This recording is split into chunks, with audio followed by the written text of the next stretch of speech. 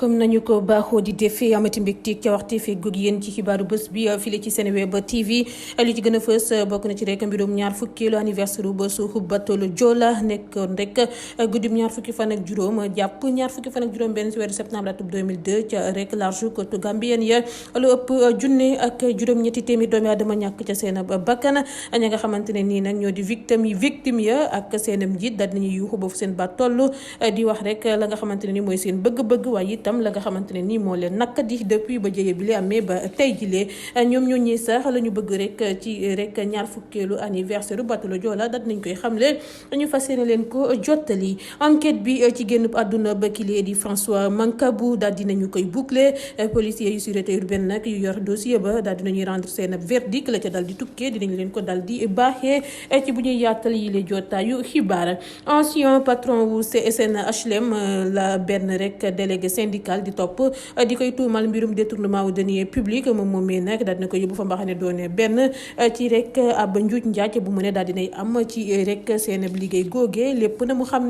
lépp na mu tëddee dinañ leen ko gën a yaatalal lu ñeel wàllum politique lu ñu ciy wax bokk na si mbirum Khadija Mahécor Diouf daal dina yàddu moom moomee ci wàllum tànneefu rek suñu njiitu réew atub 2024 anaka noonu la dossier candidature kile di Ousmane Sonko waaye itam si rek lu ñeel ñetteelu mandat ak njiitu réew mi Macky Sall ay leader yu intercoalition bi lee di Yewwi Wàllu daje nañu niki démb si talaata ji ngir fixer contour yu seen partenariat bi ngir lu ñeel 14e législature bi ci assemblée nationale ñoom ñu nag daal nañuy waxtaanee constitution gu groupe parlementaire ak choix wu candidat wu intercoalition bi ngir présidence su parlement bi naka noonu am na ca poñ yañ déggoo amoon na it ay grincement de dents ak rek yeneen ya fa tukkee yëpp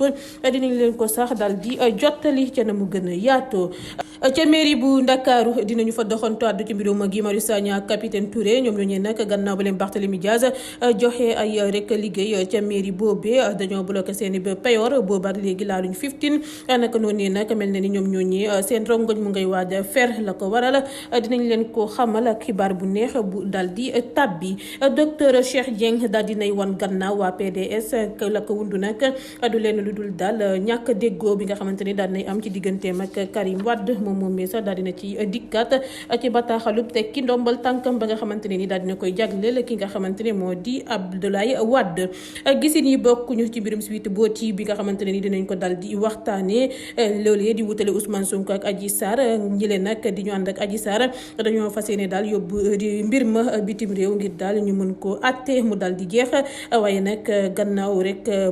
ba mu amee nga xamante ne ni xamle woon na ni boobule rek dossier duñu ko dal di recevoir si bu ñu ko yóbboo bitim réew keneen ka nga xamante ne nii nag xelam màcc na ci li ni mel di docteur Mbaye Cissé daal na ci addu xamle rek risque yu ci mën a fekk ñi nga xamante ne nii ñoo di pro Adji Sarr yi maanaam ñu ànd ak Adji Sarr lu ñeel people lañ cay wax du doon lenn du dul mbirum ñaaxariñ loo mi nga xamante ne nii vidéo ba mu def filmé ab ba ak kaddu yu tegginewul yamu ca boole doon na lu merloo ñu bëri tax rek ñu dal ko dal yu métti ci réseaux sociaux yi naka noonu ñaa daal dina ci adduwaat ci beneen vidéo ba mu defaat loolee yëmb bu yembee dañ ci toftal xibaaru tàggat yaram bu ñu koy ndar keppe mbokk yi tënk yaa ngoog ngeen taaxir lu nees tut gannaaw bàkk bi ama daal di fekk waat ak yéen ci yàttal wi.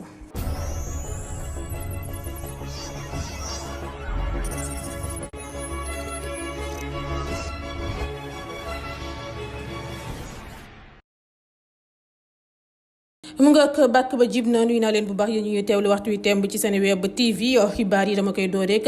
ñaar fukki la anniversaire ba suuxu bateau Joola nekkoon guddim ñaar fukki fan ak juróom jàpp ñaar fukki fan ak juróom benn ci weeru septembre atum 2002 ca large côte gambien ya lu ëpp junni ak juróom-ñetti téeméeri doomi aadama ñàkk ca seen bakkan njiital victime bateau Joola ya nag amal na ab point de presse ngir xamle jafe-jafe ya ñuy jànkuwanteel tey sàkku ñu gën leen a jox ab gëdd lu toll ko junni ak juróom-ñetti téeméer ak juróom fukk ak ñett ñu faatu il a porté disparu ak juróom benn fukk ak ñeenti rescapé xam nañu ne chiffre yooyu baaxul noonu la ubbee ay kàddoom si noonu ne nag la daal di rek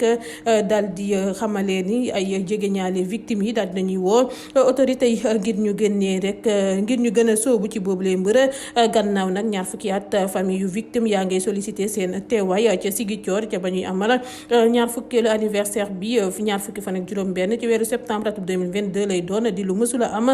depuis nee nañ ba bato ba suuxee atub 2002 ba tey jilee famille yu victime yi nag ci kàddub seen ba président Cheikhna Keita daal dinañuy méttitlu la ñu fay rek yebal saa su ne ay ministre ñuy def lépp rek ci përëx-përëxee gannaaw loolee la ñu ne nag bésub suuxu bato la Joola boobee bésu férié la ñu ko waroon a def ndaxte mënuñoo di amal anniversaire bi depuis fukki at ak juróom-ñeent ba noppi Sénégal yi di doxi tranquillement seeni ay soxla naka noonu la ñuy sàkkoo yoon def liggéeyam it tey naan justice mësuñu leen ko rendre te xam nañu am na ay coupable au lieu nag ñu changé ñaari moteur yi nga xam ne ni njëg bi motul milliard 10 moteur yi dañu ko dal di tëj ca ba ñuy amal tukki ba dem bi ngir inauguration bi benn si moteur yi dafa paan mu fàttali ko moom président wu famille yu victime ya tey réclamé lu des ci 20 milliards ya di daanaka 6 milliards 900 millions rek si suñuy koppar ndax somme boobee nee na dina leen permettre ñu dal di tabax rek ab place dal di rek tabax def it benn fondation ba noppi assister ay famille ya ñu fàtte laata muy tëjee ay kàddoom si ne yaakaar na ni nag dégg nañu leen ngir lu ñeel ñaar fukkeelu anniversaire ba suuxu ba bateau Joola bi ngir régler situation yëpp. ca Fissel benn waay la fa benn soxna Modou dut baaraamu tuuma ne daal da ko doon jéem a siif lu dul benn yoon du ñaari yoon ca tribunal Fatou Ndiaye dafa xam ne ni depuis daal ba borom këram demee ca diwaanu Côte d'Ivoire def na juróomi at njoom bàyyiwu ko tranquille jéem na ko violé lu toll ko juróomi yoon bu mujj ba nag dafa xarandi nee na ba famille ba yëpp dem tool ci ay booru 15 heures mu fekk ko fa muy nelaw ci ëtt ba rek dal di tëb ca kawam ci ndorteel bi nee na dafa yaakaaroon ne dafay gént doomam bu góor ba nee na ba tëddoon ca wet ga moo dem jëli kuur daal di ko koy dóor ci bopp li ni mel nag njoom da ko weddi ba tëdd ci suuf gannaaw ba mu xam leen ni mësula def dara soxna soosee wuuteeg loolee kay nee na ko jigéen ka moom mooy bëgg tëdd ak moom bés boobee nee na moo ñëw fekk ko fa mu nekkoon dal di summeeku ba noppi di koy jéem a charmer naka noonee la tuumalee sax ndaw sax ne daal fépp lay traîner rax si doole am na sax doom ci njaaloo avocat wu nag njoom nee na daal naka la ñu mën a jéemee violer nit si kanamu ay doomam laata muy sàkku ngir ñu bàyyi client wam bi ndaxte nee na daal soxna sa xamle dara du ca dëgg Ndiom Diouf nag talaata guy ñëw la ñu yàdduwaat ci mbiram. enquête bi ci génn bàdduna ba François Mancabou daal dinañu koy boucler policier yu sûreté urbaine yu yor boobu les dossiers daal dinañuy rendre seen ba verdict seen conclusion yi nag daal dinay dem ci rapport ñi nga xamante ne ñoo di légiste yi victime bi mi ngi ñàkk bakkanam gannaaw ba rachis cervical bi daal di damee jural ko ay complications neurologiques di gaañu bu ñu ne daal Mancabou moo ko teg boppam bu ñu sukkandikoo ci police bu ne daal moom moo koñe grille yu cellule am bi ca garde à vue am bi ngir lu ñeel enquête bi ci mbirum force spéciale gi gën caa leer François Mancabou torturé wuñu ko ba mu faatu comme na ko famille yam xamle ba tax na kon ñoom ñooñee dañoo war a rek contenté wu si version officielle gi examen toxicologique ya ñu doon sàkku nag gannaaw autopsie ba mënuñu ko woon a amal ndaxte condition yi nga xamante ne ni moom la ñu teewe woon néew victime bi nekkul woon ci anam yu mucc ayib bu ñu sukkandikoo ci les échos bu biral bi li xibaar fi mu ne nii nag procureur la ñuy déglu gannaaw ba mu waree jot si bu yàggul dara conclusion policier yi naka noonu moom mooy classé mbir mi wa ila mu lancé ay poursuite section de recherche de la gendarmerie daal dinay démantelé benn bandu ba arnaqueur ñoom ñooñee nag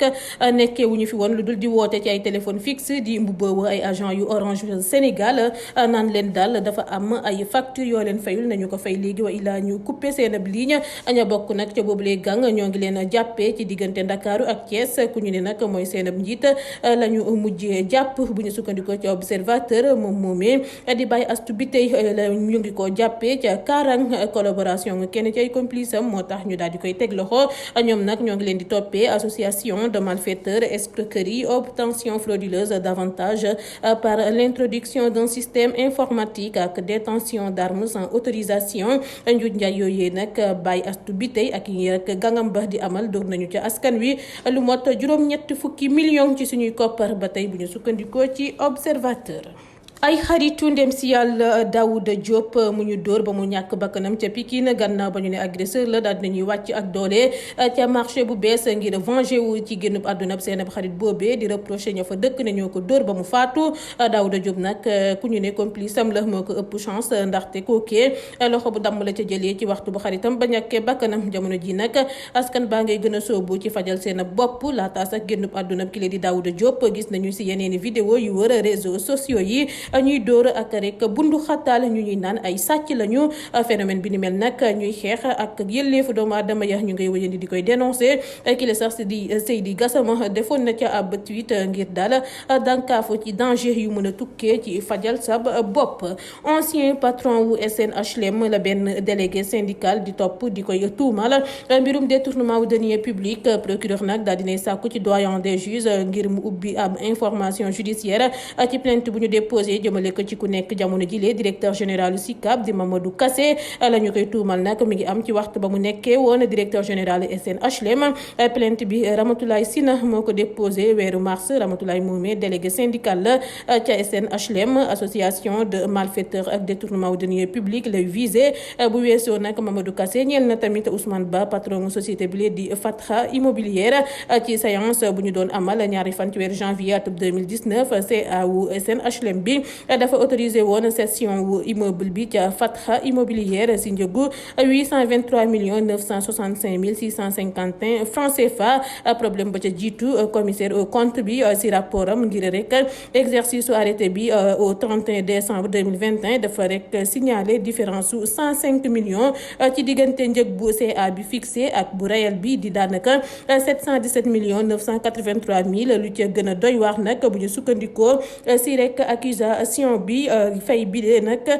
defeewuñu ko ci kanamu notaire comme na ko procédure bi bëggee woon. Mamadou Kassé nag nee na opération bi amul benn infraction amul it benn contestation amal nañu ko selon règle yi ba tax na gisul nag si lan la ñuy viser délit wu détournement. Fi mu ne nii nag doyen des juges moo si desandi gannaaw ba mu waree tàmbale audition partie civile yi laata muy indiqué luy toppandi ci boobule mbir. Politique Khadija Mayekor Diouf daal dina yàddu ci wàllum tànneef suñu njiitub réew atum 2024 ci ab waxtaan bu mu sekk ak suñu benn naataango nag la xam ne ni ñoom Pastef amuñu benn objectif jamono jile lu dul def seen leader président 2024 dina doon candidat doon it président incha allah. Naka noonee la ne nag lu ñeel dossier judiciaire bi ñoom rek duñu woo seen bopp te mësuñu gis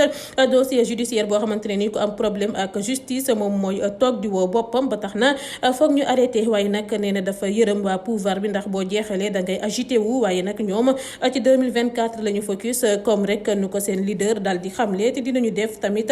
seen kenn ma kattan ngir Sonko am ndam 2024 te duñu nangu rek agitateurs yi di leen di imposer seen i discours wala seen calendrier. Gannaaw loolee mu yokk si ne nag ngir lu ñeel ñetteelu mandat Macky Sall àdduna ci ba noppi wax na ni mënula rek présenté wu ngir ñetteelu mandat si 2 ak njeextalu mandat wam rek la nekk jamono jilee xam leen na ko ba noppi ci ay télévision ak i feneen ak i feneen. Ay leader yu intercoalition bi di Yewwi Wallu daje nañu démb si talaata ji ngir fixer contour yu seen partenariat bi si 14e législature assemblée nationale bi. Daal dinañuy waxtaanee nag constitution groupe parlementaire yi ak choix wu candidat wu intercoalition bi ngir présidence su parlement bi. Bu ñu sukkandikoo ci le quotidien si ba ñuy amal nag seen réunion bi am na ay poñ yu ñu déggoo ay pression ak it ay grincement de dents yu ñu déggoo nag intercoalition bi dafa décidé constituer 3 groupes parlementaires si noonu dinañu am possibilité am lu mu néew ñetti représentant ca bureau assemblée nationale. Beneen poñ ba ñu déggoo Yewwi Wallu daa décidé dakkat ba niki ëllëg ci alxames gi bureau lu ba candidat wu intercoalition bi ngir présidence su parlement bi.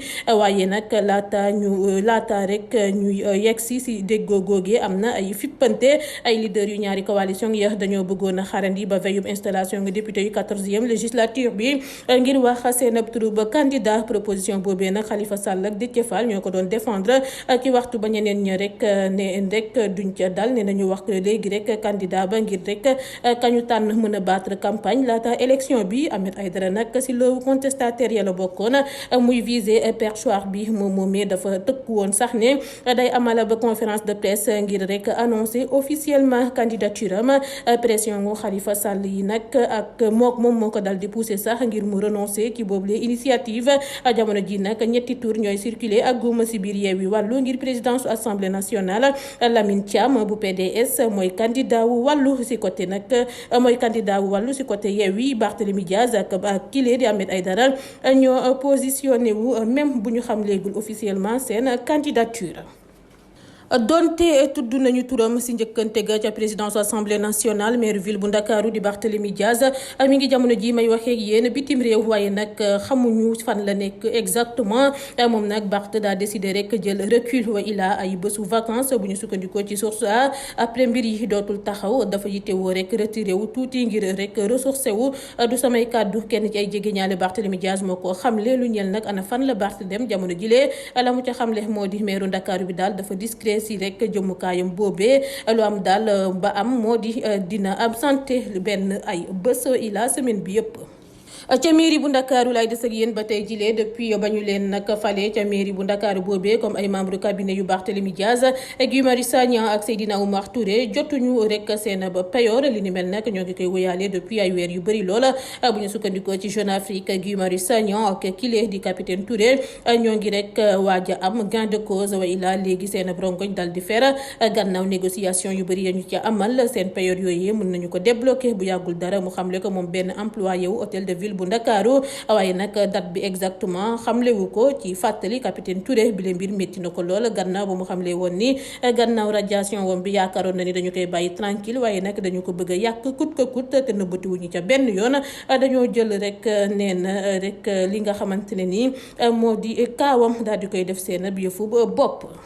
docteur Cheikh Dieng daal dinay woon gannaaw PDS ndax kile di Karim Wade fi mu ne nii nag c'est officiel secrétaire général PDS jëbbal na bataaxalu tekki ndombol tànkam kile di maître Abdoulaye Wade la ko wundu ancien membre comité directeur bi mbirum conflit la ci xamle ci digganteem ak ancien ministre d'état bi di Karim Wade mu dal di exilé wu ca Qatar gannaaw mbirum traque des biens mal acquis yi dama tekki sama ndombol tànk ndax ñàkk déggoo yu xóot ya nga xamante ne ni am na sama diggante Karim Meïssa Wade bu ngeen confier responsabilité yu gestion parti bi si option stratégique yi ngir parti bi si bañuy amal ñaari élection yi la weesu ak démarche opérationnelle bi ngir rek tànneef njiitu réew bu atum 2024 mu xamle ko moom docteur Dieng mi nga xamante ne nii mi ngi fas yéene wéyali ay action politique am si beneen cadre. gisin yi bokkul ci mbirum Sweet Beauté buy wutalee kilee di Ousmane Sonko ak Adji Sarr professeur Iba Barry Camara moom daane rek boobule dossier nga xamante ne ni ñaan ak Adji Sarr dañ ko yóbbu rek Cour européenne des droits de l'homme ngir ñu àtte ko mu gën a gaawee duñu ko recevoir waaye nag bu dee docteur Mbaye Cissé moom di chercheur et spécialiste ci jàngub droit daal dinay xam les risques yi ca mën a fekk rek ñi nga xamante ne ni ñooy di pro Adji Sarr yi ca bañu nag ci bu ñu àtte boobule dossier ñay soutenir Adji Sarr dañoo bëgg a saisir nag Cour européenne des droits de l'homme ngir mbirum viol buy wutale masseuse beeg Ousmane Sonko ñu daal di koy atte waaye nag ñoom ñooñee Sonko mën na leen a yóbbu ci yoon ngir harcèlement moral bu ñu sukkandikoo ci docteur Cissé gannaaw loolee mu yokk ci ay kàddoom ne acteurs yi mën nañu leen ci daan fukki fan ak juróom ba rek ñaari at ak wa illa alamaanu 50 jàpp 300 euros ba tey bu ñu sukkandikoo ci moom plainte boobee du mës a avancé ci kanamu àttekatu instruction